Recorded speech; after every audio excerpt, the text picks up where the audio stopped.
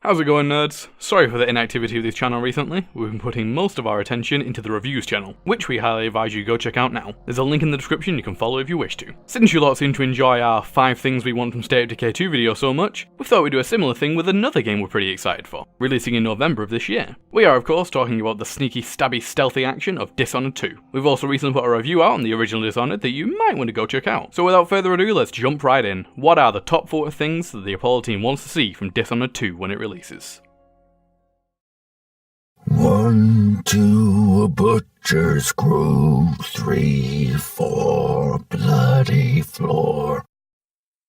Dishonored 1 was absolutely incredible. Its fantastic use of light, sound, and of course, blinking around corners to escape detection like a boss captured the hearts of many, ours included. But you know what would arguably make the experience even greater? Being able to do all that with a friend. Now hold on there, Jimmy Bob boy. Hear me out before you dislike this video and uninstall Windows XP. The director of Dishonored 2 himself has said that he doesn't really like the idea of adding co-op to the Dishonored games, and goes on to quote his experience with adding co-op to a single player based game ruined the experience. For those interested, a link will be in the description below if you want to look a little deeper into this. But essentially, he was super hyped up to try co-op in System Shock 2, tried it, thought it was rubbish, and is now opposed to Dishonored co-op. I think this is a fair comment. A lot of System Shock's thrill comes from sneaking and the scaring and the dying, I guess, if you're not very good. However, I think he's shooting a foot that doesn't quite belong to him. That's a real phrase, right? And I understand his hesitation towards co-op for Dishonored, and although I'll be disappointed if they don't have a co-op function in Dishonored 2, I can't shake off the feeling of how fun it'd be to be exploring bigger, badder, more beautiful levels with a co-op partner, planning simultaneous assassinations on unsuspecting guards, or whatever the hell we'll be fighting in this next installment. I do of course realise how much time this would have taken, but I feel like they should have at least given us the option to have co-op.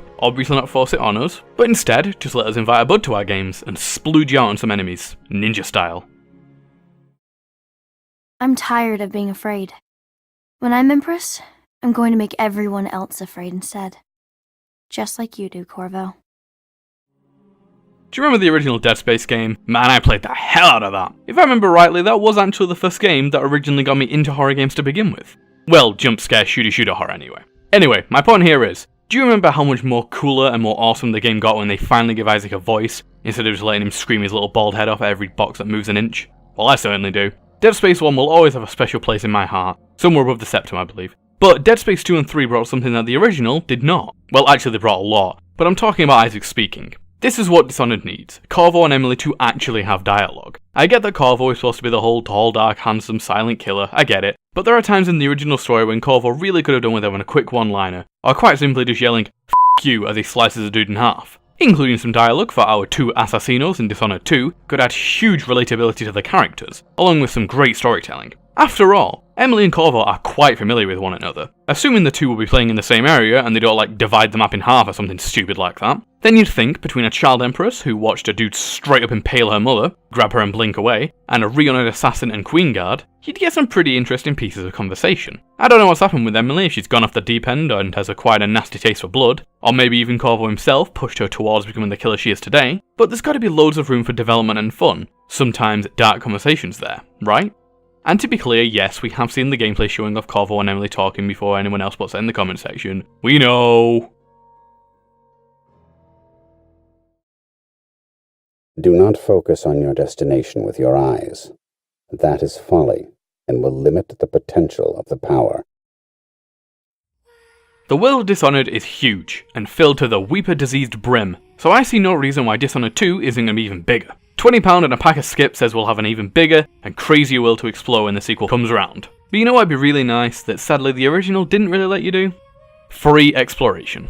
Yeah, okay, I hear you, the game gave you these massive open areas to explore and cause chaos in, but was it real free exploration? What the developers did was clever. They designed a few areas incredibly well detailed, no insults from me here, and then they had numerous missions in the game's story play out across each location. A very clever trick to fake the free exploration we're used to in a lot of games nowadays. I realise that Dishonored is no Skyrim or Fallout, or even the fantasy brother of Deus Ex, but I think the devs could hack it. I'd love to see what's going on across the city, instead of just cutting to a large area that after you've been to a couple of times, you know like the back of your hand. You could argue that a lot does change per mission, guards, runes and the like, that it adds its own element of unpredictability and keeps it fresh. And while I do agree with you there to a degree, it's still not quite the same as receiving a mission to go off some bald get on the other side of town, and quite literally being given the freedom to go travel there yourself. Imagine the fun you can have along the way. Some people don't want to do that, and that's fine, no judgments, but why not have it both ways? A vehicle to provide some kind of fast travel to your mission site, and the ability to freely go wherever you like. This would of course take a lot of time to create effectively, but I say absolutely worth the wait.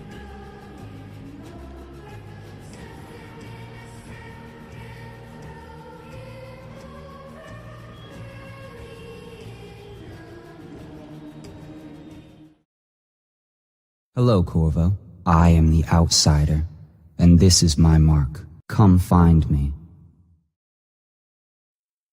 So this is it, the number one thing that Apollo wants to see from Dishonored 2. More of the Outsider, of course. Dishonored was absolutely packed with so much fun, so much chaos to spread and people to brutally murder. But there's one defining feature that always stuck out to us when playing, and that's our favourite void-born friend, the Outsider.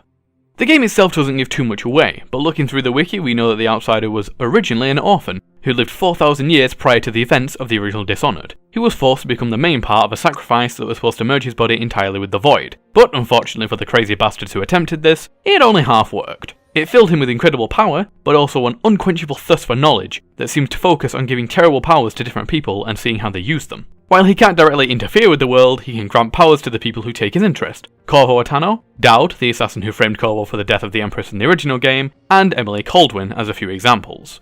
So yeah, we all know that, but I get the feeling there's more to him than simply playing with mortals for bants and laughs. The wiki does state that he is a being of insatiable curiosity about what people do when given powers over others. In one of the trailers for Dishonored 2, you can see either Corvo or Emily approaching a door, and then falling down a trap door, somehow falling into the Outsider's weird void world, and guess who catches you before you fully submerge into the void? Our good buddy Mr. Outsider, of course. So why would he actively go out of his way to save one of the people he's infused powers with? As far as we know, he just likes messing with people, right? But I really want there to be a little more than what we're just led to believe. The wiki also states that he will be destroyed at some point by some catastrophic event. But what if this event is the almost end of the world? What if he's not just randomly choosing people to bestow powers on, he's selecting and training an army to fight whatever's coming? Or what if that's just complete bullshit and he's actually just a dick? I don't know man, but I sure as hell am hyped to find out when this mysterious bugger returns in Dishonored 2.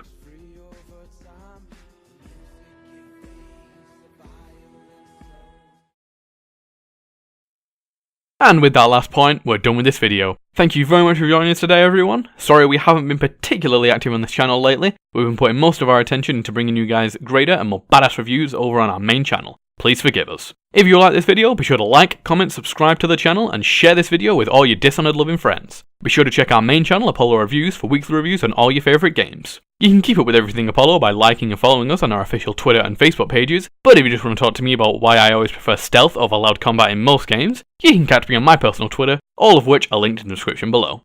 Thank you again for joining us today guys, have a good day and we'll catch you back here when we have some more content for you. See you nerds!